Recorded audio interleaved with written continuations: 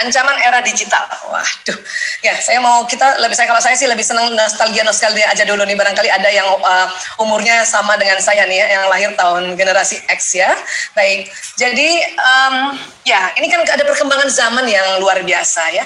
Ini cuma diambil dari empat angka tahun aja, padahal sebetulnya dari dulu setiap zaman itu berkembang. Setiap zaman itu berkembang biasanya ditandai dengan sebuah teknologi ya.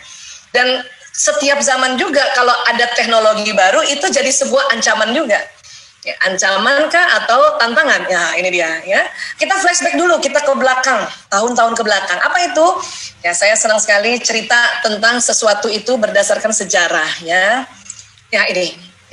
Era alfabet. Lama banget dong ini kita ngomongnya ya. Iya, ya. Jadi pada saat era alfabet dulu, ini juga menjadikan ancaman, bayangin. Alfabet A, B, C sampai Z ya, dan ada huruf yang lainnya ini ancaman loh dulu ini. Ya. Kok tahu Bu Aisyah ini ancaman ya? Ya ini ada sejarahnya. Jadi saat alfabet ditemukan beberapa ribu tahun yang lalu ya, maka para filsuf berspekulasi bahwa komunikasi dengan cara baru ini akan berpengaruh negatif terhadap daya ingat manusia.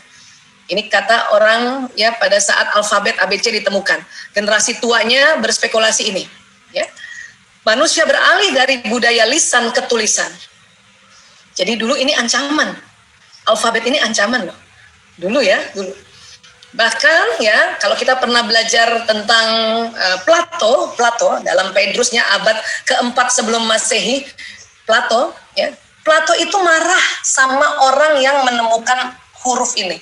Ya, karena penemuan Anda ini, tulisannya, akan menciptakan lupa di jiwa para pelajar. Kata Plato, dimarahin yang menemukan tulisannya, karena sebuah ancaman. Ya. Sebab mereka tidak akan menggunakan ingatan mereka akan mempercayai huruf-huruf yang ditulis di luar dan tidak mengingat sendiri. Jadi bayangkan dulu huruf, tulisan itu ancaman. Ya, abad keempat sebelum Masehi, SM sebelum Masehi. Plato. Tapi apa yang terjadi setelah Plato belajar menulis, menggabung alfabet tadi menjadi kata dan menjadi kalimat, akhirnya Plato apa yang terjadi? Dia senang sekali menulis. Makanya tulisan-tulisan Plato itu banyak. Salah satunya bukunya ini, Plato dalam Phaedrus ya, Plato's Phaedrus ya. Nah, tulisan ini dia yang tulis sendiri. Mengabadikan kesan dia pertama kali yang menganggap bahwa A, B, C, D itu ancaman. Dia tulis di sini. Sampai sini bisa sepakat dulu ya. Artinya setiap teknologi, kalau ada teknologi baru itu ancaman, dianggap ancaman. Jadi bukan ancaman digital saja, digital ini ancaman. Dari dulu pun ancaman. Bayangkan dulu teman-teman, orang-orang itu nulis itu nggak di kertas, ya, di batu. Ini batu. Ini adalah sebuah teknologi yang pada saat itu keren banget. Dan anak-anak muda tergila-gila membaca tulisan di batu. Ini belum ada kertas nih, batu. Kebayang nggak zaman dulu kenapa orang tua marah? Karena orang zaman dulu itu budayanya tuh lisan, ngomong, ya, atau ketemu orang, hey apa kabar? Kira-kira begitu ya. Nah, pas ketemu batu ini ada tulisannya, anak mudanya tunduk. Kalau ketemu orang tua anak mudanya tunduk. Sama nggak sama sekarang? Sama ya. Yang beda apanya? Medianya, teknologinya. Jadi zaman dulu ini keren banget tau. Mungkin kalau orang-orang bercerita ya, mungkin kalau ceritanya panjang mungkin ada 10 batu ya dia bawa gitu. Ya. Tapi ini dianggap ancaman loh. Oke? Dan kemudian pada saat generasi kertas, udah mulai kertas ditemukan. Ya, kertas dari papirus, ya, dari tanaman papirus yang kayak singkong itu dibikin kertas. Nah, orang tambah seneng baca. Kenapa? Kalau batu berat ini kertas kan lebih tipis, jadi lebih tebal lagi. Orang lebih seneng nulis. Bahkan dulu yang namanya teknologi tulisan tuh kayak gini nih. Ini keren banget nih zaman dulu. Yang tadinya menjadi sebuah ancaman, ya, kemudian menjadi sebuah tantangan, ya, huruf-huruf itu dibikin sedemikian rupa sehingga tulisannya bagus. Artinya setiap era itu ada ancamannya. Ini saya mau flashback dulu ya. Jadi bukan melulu digital ada ancaman. Oke? Nah, sekarang ini pada zaman tahun 46 sampai 64 itu ya teknologi itu kayak gini ya. Saya waktu kecil banget lihat di kampung nenek saya itu ada telepon engkol kayak gini. Wah, itu kalau ada rumah yang ada teleponnya engkol kayak gini tuh udah keren banget tuh rumah itu tuh. Ya, ini kita nostalgia ya. Ini komputer zaman dulu segede gini. Ya, televisi kayak gini ya. Ini tahun-tahun 6179 sudah mulai canggih, ada telepon umum, ada telepon kayak gini warna-warni. Dan Martin Cooper adalah seorang karyawan Motorola yang dapat menciptakan atau menemukan satu penemuan yang luar biasa, yaitu telepon genggam. Ya, ditemukan tahun 1973. Kalau ada kakek-kakek kita atau kalau saya ayah ya, yang punya HP kayak gini nih, itu keren banget saat itu tuh, canggih banget. Dan ini nggak murah loh zaman dulu ini. Sekarang HP kayak apa harganya ya, sangat murah ya. Dan tahun-tahun itu juga ditemukan ya seperti ini. Ya, PC, personal computer kayak begini itu. Ya. TV zaman dulu nih ada Atari 2600 tahun 77 ini udah keren banget. Yang unik zaman dulu itu kalau TV rusak, goyang-goyang gambarnya supaya betul dipukul. Pak gitu. Ya. Saya ingat tuh waktu ibu saya bilang ya, ini kan goyang-goyang gambarnya. Nah, itu goyang-goyang gambarnya. Pukul di atasnya, dipukul. Bener ya? Sama zaman dulu, anak zaman dulu dipukul jadi bener. Kalau sekarang udah nggak cocok.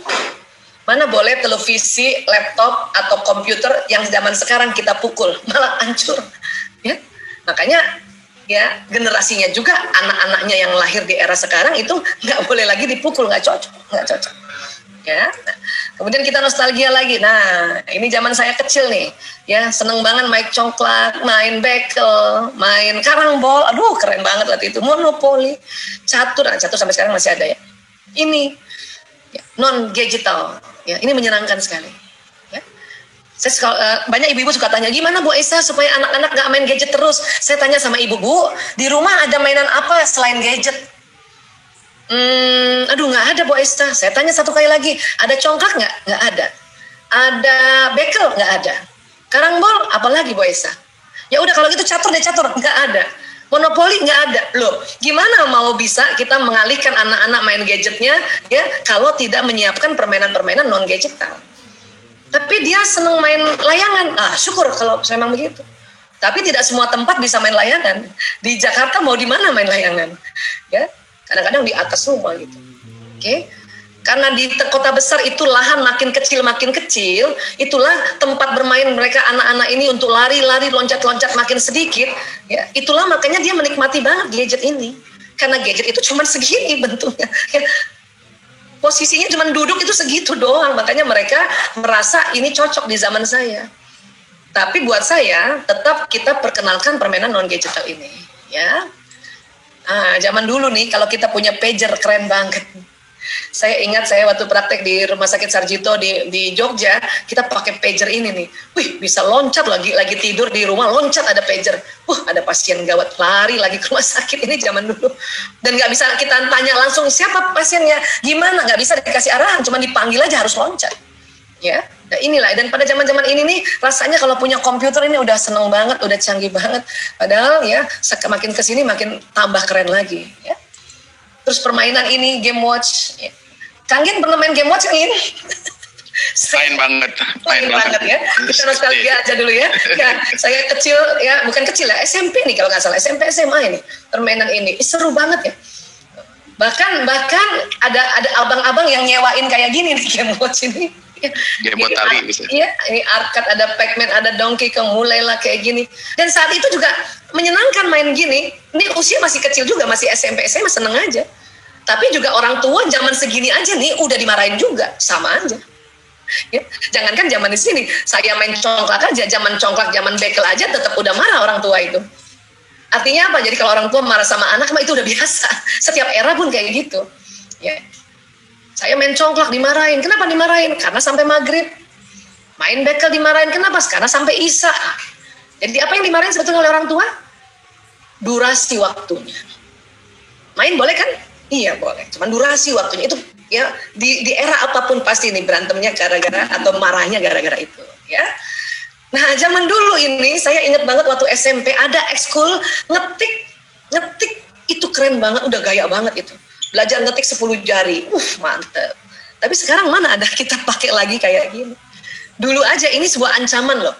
Ya, saya ingat juga ibu saya marah terus kalau saya ngetik aja. Pernah saya lagi ngetik bikin surat kah, atau ngetik bikin cerita pendek-pendek cerpen gitu ya. Zaman dulu kan cerpen kita taruh di majalah dinding sekolah. Kita ngetik, itu pun udah dimarahin. Kenapa? Lupa waktu. Ya, karena memang kalau kita masih anak-anak itu ya pengendalian diri untuk waktu itu memang perlu belajar terus, didampingi terus gitu. Ini kita nostalgia dulu ya. Makanya perkembangan yang sekarang sangat pesat, sudah nggak bisa lagi saya nih ngikutin itu derasnya perkembangan sekarang ini gitu. Ya. Oke. Nah, kemudian revolusi digital itu sejak tahun 1980-an dengan perubahan teknologi mekanik dan analog ke teknologi digital.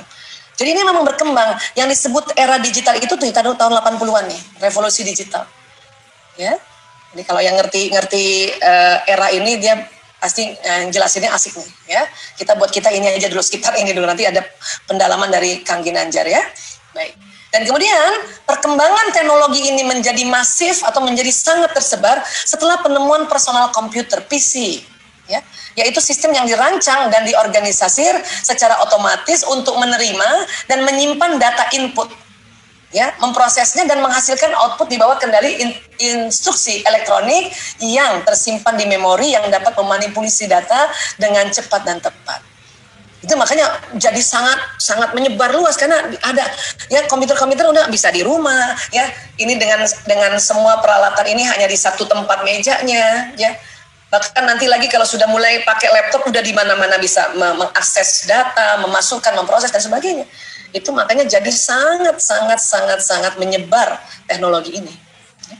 Kalau dulu PC zaman dulu itu kan mesin ketik ya. Dan ini aja PC ini aja udah asik banget dulu. Saya ingat juga waktu saya SMP SMA sudah punya komputer kayak gini. Itu kalau ada karya tulis buatan tugas sekolah kita ngetik.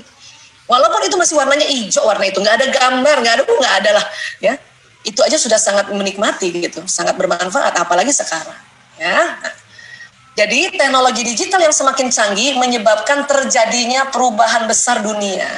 Ini kita harus sadari ya. Dan era digital ini ya, apakah sebetulnya kita siap atau belum siap, atau ini sebuah opsi ya, atau sebuah pilihan ya? Ya biar ini era digital nih, walaupun era digital saya nggak mau pakai digital, di rumah saya nggak boleh ada digital sama sekali. Apakah itu suatu opsi? Ya. Atau ada orang bilang sebetulnya Indonesia belum siap dengan era digital, betul nggak? Ya, bukan masalah siap atau belum siap, atau ini harus suatu pilihan, bukan. Era digital ini adalah konsekuensi.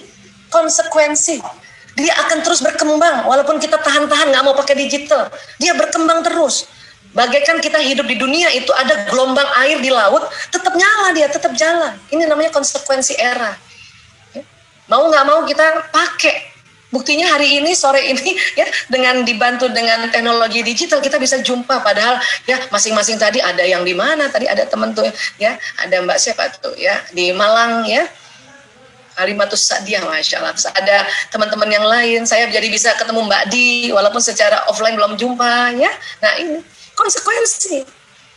Artinya apa Bu Esa? Artinya kita diminta menguasai dan mengendalikan teknologi dengan baik dan benar agar memberi manfaat yang sebesar-besarnya. Ya. Saya sebelum cerita tentang ancaman, kita harus sadar lagi bahwa oh ini era digital. Nggak ada yang bisa nahan, nggak bisa. Itu kayak air laut tuh hantem pantai. Ya, gini. Jadi sehingga tentu setiap era ada dampak positif dan negatif. Itu jelas. Tadi kita sudah cerita itu, ya abad keempat sebelum Masehi, huruf aja itu ada dampak positif dan negatifnya, atau ada orang yang pro, ada yang kontra, baru huruf loh. Sekarang kita jutaan tahun berikutnya bagaimana? Ya. Apakah huruf-huruf itu ya lebih banyak buruknya? Enggak kan? Justru karena ditemukan huruf itu, ya kita bisa merangkai kata, merangkai kalimat. Ya, membuat sebuah dokumentasi pengalaman yang dulu kita tulis sehingga orang lain bisa baca dan sebagainya. Artinya huruf dampak positifnya lebih banyak kan? Tentu digital juga begitu. Tapi memang kita juga tahu, ya mesti tahu juga ini ada dampak positif dan negatif. Ya. Kalau gitu kita pelajari gitu. Ya. Kita lihat dampak positifnya dulu. Apa sih era digital ini? Ini sebenarnya udah lama ya sumbernya ya. Tapi saya melihat ini masih sangat ya relate dengan kondisi saatnya. Nah ini UI yang meneliti ya. Apa? Lebih cepat dan lebih mudah mengakses informasi yang dibutuhkan. Ini dampak positif. Setuju? Setuju, saya mas setuju. Ya. Mempermudah proses dalam pekerjaan. Setuju? Apalagi pandemi ini. Wah, saya kebayang kalau nggak ada teknologi digital, gimana nih? Udah nggak boleh keluar, harus rapat, harus juga lihat pasien, konsultasi, dan sebagainya. Oke, ini dampak positif. Apalagi dampak positifnya? Muncul media berbasis digital sebagai sumber pengetahuan dan informasi. Ya, jadi sekarang kita nggak beli koran lagi, nggak beli majalah. Kadang-kadang kita koran kebanyakan bingung ditumpuk di mana gitu kan. Jadi ada media berbasis digital, kita jadi tahu informasi itu. Apalagi meningkatnya SDM, sumber daya manusia, melalui pengembangan dan pemanfaatan teknologi. Jadi kita kadang nih nggak sekolah formil saja bisa belajar lewat digital ini.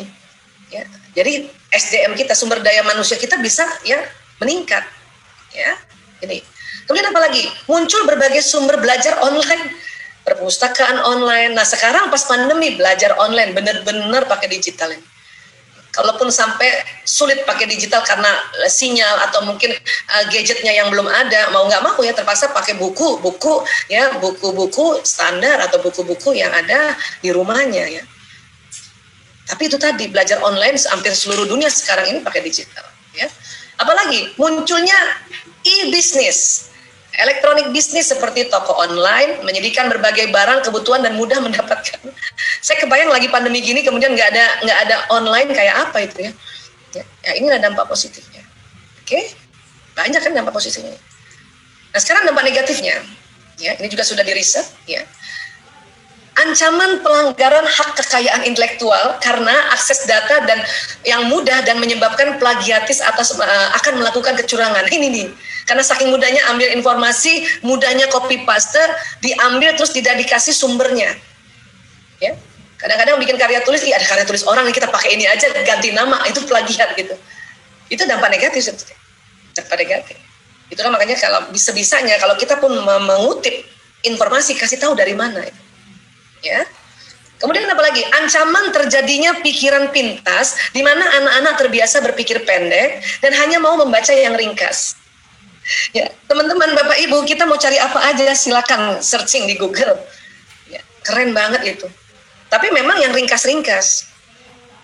Ya, ini dianggapnya negatif oleh sebagian orang, sebagian ahli. Kalau saya sih menganggap ya itu cara cepat juga untuk mengetahui sesuatu secara ringkas. Nggak apa-apa juga sebetulnya ya. Cuman itu tadi kita ajarkan anak untuk, nak kalau lebih dalam baca bukunya ya nak, baca literaturnya ya nak, gitu. Ya tinggal kita ajarin. Terus apa lagi? Ancaman penyalahgunaan pengetahuan untuk melakukan tindakan pidana. Ini nih. Ini ancaman era digital nih banyak yang gini nih. Ya. Terus apa lagi? Ya. Tidak mengefektifkan teknologi informasi sebagai media atau sarana belajar, misalnya sudah mendownload e-book tetapi masih mencetaknya.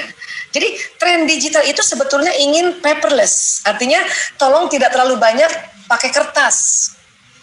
Ya, makanya itu tadi buku-buku semua di elektronik, ya koran semua udah di elektronik, majalah supaya nggak terlalu banyak pakai kertas. Cuman karena mungkin kayak saya ya, era yang saya ya.